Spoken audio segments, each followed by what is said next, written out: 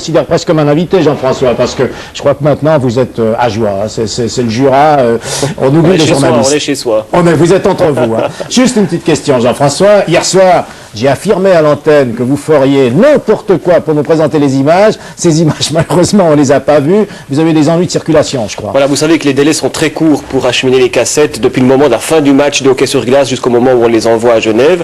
Hier, le délai était encore plus court puisqu'il y avait des prolongations. Il a donc fallu ensuite acheminer les cassettes de Porrentruy à Delémont. Il a fallu franchir le col des Rangiers. Malheureusement, durant la rencontre, il y a quelques centimètres de neige qui sont tombés sur la route. Et lorsque nous sommes rendus à Delémont, plusieurs voitures étaient bloquées ou à travers de la route, ce qui fait que nous avons été empêchés de passer, malheureusement. Et nous devions rendre l'antenne. Alors ça a marché mardi, ça a raté hier. Oui, dommage. Ça fait rien, on retrouve tout maintenant, de toute façon. Et en plus, on a l'invité, donc, qui est Christophe Berda, qui est le capitaine de cette équipe du HC Ajoie. Alors, Christophe, quand nous avons parlé d'un invité, Jean-François nous a dit, je viendrai avec Berda, parce que lui, c'est un joueur d'Ajoie, depuis, il y a fait toutes ses classes. C'est exactement ça, ou bien? Oui, ça fait 12 ans que je suis au HC Ajoie maintenant. J'ai fait toutes les promotions, j'ai aussi fait une relégation avec le HC Ajoie. Et maintenant, vous faites la promotion en Ligue nationale, hein, c'est magnifique. Alors, je vous laisse avec Jean-François. Christophe, quelqu'un écrivait, on entre en sport comme certains entrent en religion, avec une foi indélébile et une fidélité à toute épreuve. Vous savez qui a écrit ça? Non. Mais c'était vous. C'était vous en 1983, lorsque vous avez fêté le 10e anniversaire de Hockey Club Ajoie. Vous êtes d'accord, évidemment, avec cette affirmation? Mon parcours le prouve. Hein. Je crois que c'est vrai qu'on rentre en religion. Quoi. Le sport est une religion presque maintenant. Vous êtes favorable à des effectifs très stables, à des équipes qui soient très stables, avec peu de modifications à l'intérieur des... Disons que c'est difficile d'avoir une équipe très stable, surtout à Ligue nationale B ou à Ligue nationale A maintenant, étant donné que comme notre potentiel joueur en Ajoie est très faible, nous sommes quand même obligés de remanier beaucoup l'équipe. Mais vous n'avez jamais été tenté par une expérience ailleurs, dans un autre club? Si, mais ça a tombé quand même mal avec, soit on est monté en Première Ligue, on est monté après en Ligue nationale B, et puis c'est des aventures que je préfère aussi, que j'ai préféré vivre avec le HC Ajoie. Alors tout de suite, on va passer à la rencontre d'hier, des images bien sûr, de ces fameuses images que vous n'avez pas pu voir hier, alors les voici. Ajoie partait avec l'avantage de ne jamais avoir perdu à domicile contre Zurich au cours de ces 2 dernières saisons. Pas de doute pour Ajoie, la promotion en Ligue nationale 1, c'était hier soir ou jamais.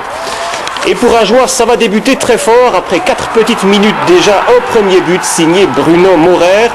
Un but parfaitement bien amené depuis l'aile droite par Leblanc. Un relais rapide avec Leschen et Bruno Maurer. Bruno Maurer et Vincent Leschen, que l'on va d'ailleurs retrouver plusieurs fois dans cette rencontre. Ajoie se montre très pressant au début de rencontre. Une poignée de secondes plus tard, Christophe Berdard tout seul, il échoue devant le gardien Murner. Mais les Zurichois ne demeurent pas en reste. La défense jurassienne va connaître quelques frayeurs aux alentours de la 10e minute. Mais Christophe Val est décidément très attentif. Même scénario, quelques minutes plus tard, Christophe Berda encore une fois tout seul devant Murner. Le gardien zurichois gagne une nouvelle fois son duel. Mais l'occasion la plus belle pour les Zurichois au cours de ce premier tiers-temps, ce sera à la 19e minute. Volmer lève les bras, mais on en reste toujours à 1-0. Le deuxième tiers débute de la même façon que le premier. Un déboulé de Bruno Maurer sur la droite, un centre parfait pour Leschen. C'est 2-0. Mais la réaction des Zurichois sera immédiate. Il faudra attendre 27 secondes à peine pour voir Geiger seul devant Christophe Val et réduire la marque 2-1. On constatera d'ailleurs sur le ralenti que Geiger rate son tir et le puck passe entre les jambes du gardien jurassien. Ajoie connaît des moments difficiles à la mi-match. Ça chauffe devant le but de Christophe Val. Tour à tour, Bunsley, Kadish, Pavelic. Mais on en reste toujours à 2-1. Beaucoup de nervosité, beaucoup de tension dans cette deuxième période. Et Zurich va payer très cher son indiscipline. Ajoie à 5 contre 4 ne va pas manquer l'occasion. On retrouve l'inévitable Christophe Berda en embuscade devant Murner. Christophe Berda dans un angle extrêmement fermé porte la marque à 3-1. Un but que l'on va revoir mais sous un autre angle. 3-1, ce sera le résultat à la fin de la deuxième période.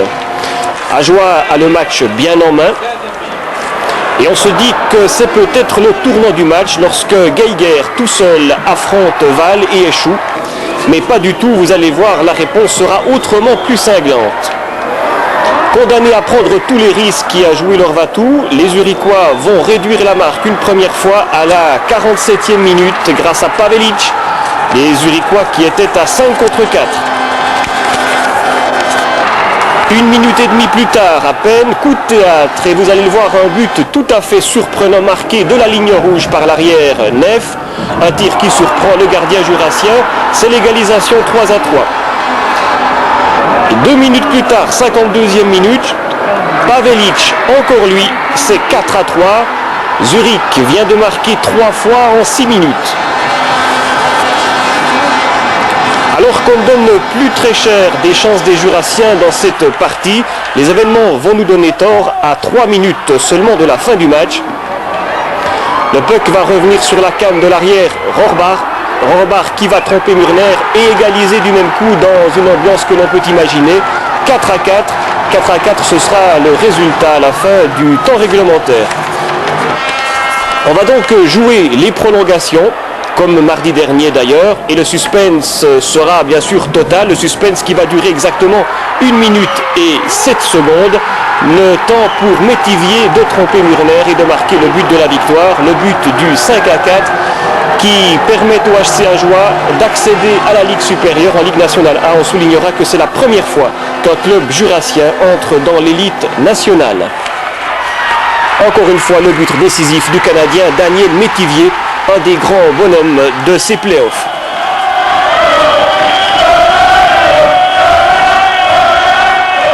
Voilà des images qui seront historiques certainement, Christophe Berdin. Vous avez vécu, vous, toute l'histoire de ce HC Ajoie. Alors, une promotion en Ligue nationale, est-ce qu'elle est plus belle qu'une promotion en Ligue B ou en Première Ligue? Non, je crois que toutes les promotions sont belles, que ce soit de la deuxième en Première Ligue ou de Première Ligue en Ligue nationale B. Ce sont des promotions, ce sont des grandes fêtes. Et en tout cas, hier soir, la fête a été particulièrement belle. Oui, très belle. Très très belle. Bien, un petit rappel historique, Christophe. Ajoie est le Benjamin des clubs suisses de hockey sur glace. Ajoie qui n'a que 15 ans, puisqu'il a fêté son 15e anniversaire en mars 1973. Avant, le hockey était un sport confidentiel dans le Jura. Ben oui, avant la création du HC Ajoie par Charlie Corbin, l'inébranlable Charlie Corbin, c'était un sport c'était le HC Vaudelincourt qui tenait le fanion, et par la suite il a ramené toutes les équipes en une seule qui s'appelle le HC Ajoie. Alors une promotion, c'est évidemment une aventure fantastique pour un club, mais c'est aussi un événement très important pour toute une région et pour tout un canton. Ben, c'est un symbole. Je crois que derrière le HC Ajoie, c'est pas seulement l'Ajoie, donc l'Ajoie, le pays de Port-Instruit, c'est tout le Jura qui est derrière maintenant. Et je crois qu'on peut sentir vraiment l'appui total du canton du Jura derrière le club du HC Ajoie. Et au niveau économique, le hockey sur glace, c'est un vecteur important pour une région comme celle-là. Ben oui, je pense que pour faire connaître une région telle que la nôtre, il est important maintenant qu'on emploie les moyens tels que le sport, qui permettent quand même d'amener chez les gens une autre image de notre région, et peut-être de promouvoir peut-être l'industrie aussi dans notre région. Montrer aussi qu'Ajoie existe et que le Jura existe. Tout à fait. C'est important. Bien, je vous propose de voir, on a parlé de la fête, bien sûr, je vous propose de voir des images de cette fête qui a été particulièrement belle, on vous l'a dit. On ne sait pas si la nuit a été courte ou si la nuit a été longue, ça dépend comment on pose la question.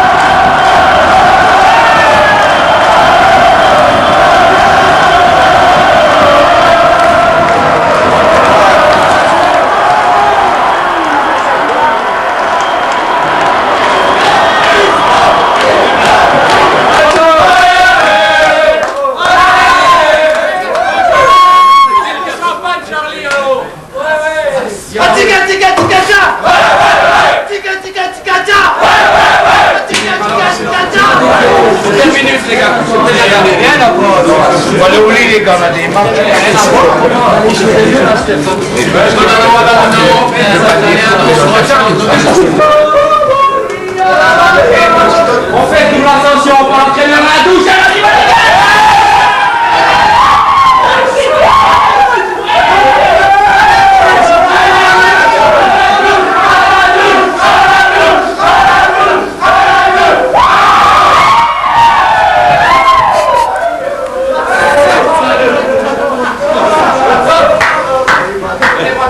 Demain y a encore quelque chose là.